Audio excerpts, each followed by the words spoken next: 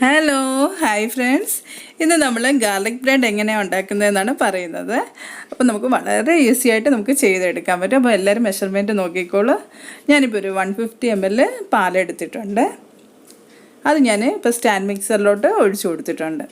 അതിലോട്ട് ഞാനൊരു 1 ടീസ്പൂൺ ഈസ്റ്റാണ് ഇട്ട് കൊടുത്തേക്കുന്നത്. ഞാൻ എപ്പോഴും പറയുന്ന പോലെ ഈസ്റ്റ് ചെക്ക് ചെയ്തിട്ടിടണം. ഇതിപ്പോൾ ഞാൻ ചെക്ക് ചെയ്തായതുകൊണ്ടാണ് ഡയറക്റ്റ് ഇട്ട് കൊടുക്കുന്നത്. പിന്നെ പാലിന് ചെറിയതായിട്ട് ചൂടും വേണേ.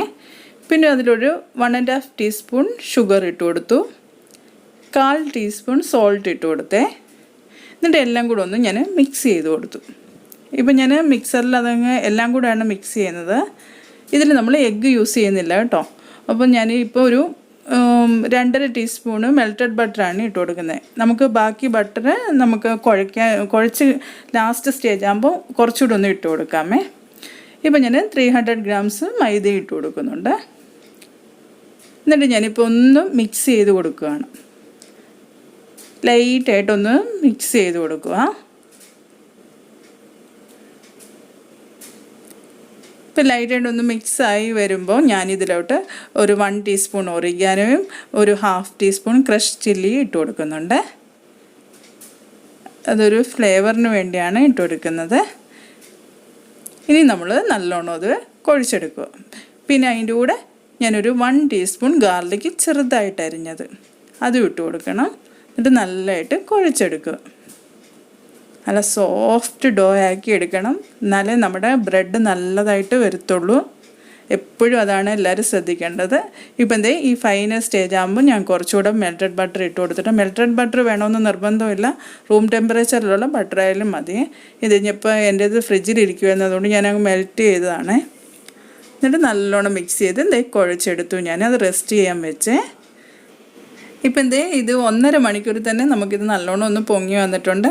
ഇനിയിപ്പം ഞാനിതൊന്ന് പ്രസ് ചെയ്ത് കൊടുത്തിട്ട് ഒന്നുകൂടെ ഒന്ന് കുഴച്ചെടുക്കുവാണ്. എന്നിട്ട് ഇത് നമുക്ക് പരത്തിയെടുക്കണം. ഇതുപോലെ പരത്തിയെടുക്കുക. എന്നിട്ട് ഞാൻ ഇതിൽ ബട്ടറും ഗാർലിക്കും കൊറിയാൻഡറും ഉള്ള ആ മിക്സ് ഇതിലോട്ടൊന്ന് തേച്ച് കൊടുക്കുവാണ്. അതിൽ ഞാൻ ബട്ടർ ഇട്ടിട്ടുണ്ട്, ചെറുതായിട്ട് അരിഞ്ഞ കൊറിയാൻഡർ ഇട്ടിട്ടുണ്ട്, പിന്നെ ഗാർലിക്ക് ഇട്ടിട്ടുണ്ട്. ഇതെല്ലാം കൂടെ ഒന്ന് ഇതിലോട്ട് നല്ലോണം ഒന്ന് അപ്ലൈ ചെയ്ത് കൊടുക്കുക. പിന്നെ ഞാൻ ഇതിൽ ഫില്ല് ചെയ്യാനാണെങ്കിൽ ഇപ്പോൾ ഫില്ലിങ് വേണമെന്ന് നിർബന്ധമൊന്നുമില്ല. ഇപ്പം ഞാനിവിടെ ഫില്ല് ചെയ്ത് കൊടുക്കുന്നുണ്ട്. ഫില്ല് ചെയ്യാനായിട്ട് ഞാൻ ഇവിടെ മൊസറല്ല ചീസാണ് എടുത്തേക്കുന്നത്. അതിലോട്ട് ഞാൻ കുറച്ച് പെപ്പറും സോൾട്ടും ഇട്ട് കൊടുക്കുന്നുണ്ട്.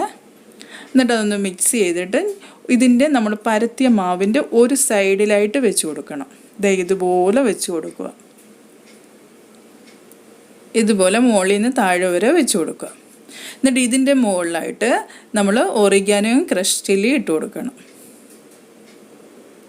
ഇതുപോലെ നല്ലോണം സ്പ്രെഡ് ചെയ്ത് കൊടുക്കുക. നല്ലതായിട്ട് സ്പ്രെഡ് ചെയ്ത് കൊടുക്കുക. ഇനി നമ്മൾ ഇപ്പുറത്തെ സൈഡിലെ മാവ് എടുത്ത് പരത്തിയതെടുത്ത് ഇപ്പുറത്തോട്ട് ജോയിൻ ചെയ്ത് കൊടുക്കുക. എല്ലാ എഡ്ജസും നല്ലോണം ജോയിൻ ചെയ്ത് കൊടുക്കണം, അല്ലെങ്കിൽ അതിങ്ങനെ വിടർന്ന് വരും. അതുകൊണ്ട് നല്ലതായിട്ട് കൈവച്ച് അത് നല്ലതായിട്ട് ജോയിൻ ചെയ്ത് കൊടുക്കുക. പിന്നെ അതേ മിക്സ് തന്നെ ഞാനൊന്ന് മെൽറ്റ് ചെയ്താണ് ബട്ടർ.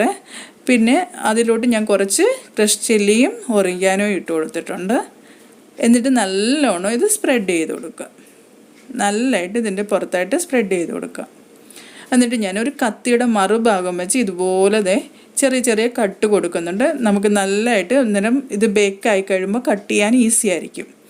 ഇതുപോലെ കട്ട് ചെയ്ത് കൊടുക്കുക. എന്നാൽ ഒത്തിരി ആഴത്തിലാവരുത്, ലൈറ്റായിട്ട് കട്ട് ചെയ്ത് കൊടുക്കുക. ഇപ്പം ഞാൻ ഓവനിൽ വെക്കാനുള്ള ട്രെയിലോട്ട് ഞാൻ എല്ലാം എടുത്ത് വെച്ചിട്ട് കുറച്ചുകൂടെ ബട്ടർ ഒന്ന് അപ്ലൈ ചെയ്ത് കൊടുക്കുവാണ്. ഇപ്പം ഞാനൊരു 10 മിനിറ്റ് റെസ്റ്റ് ചെയ്യാൻ വെച്ചിട്ടാണ് ഓവനിൽ വെച്ചത്. ഇപ്പം നോക്കിക്കേ, ഞാനൊരു 170 ഡിഗ്രിയിൽ ഒരു 15 to 18 മിനിറ്റ്സിൽ എനിക്കായേ. കാരണം ഓവൻ ചൂടായി തന്നെ കിടക്കുമായിരുന്നു.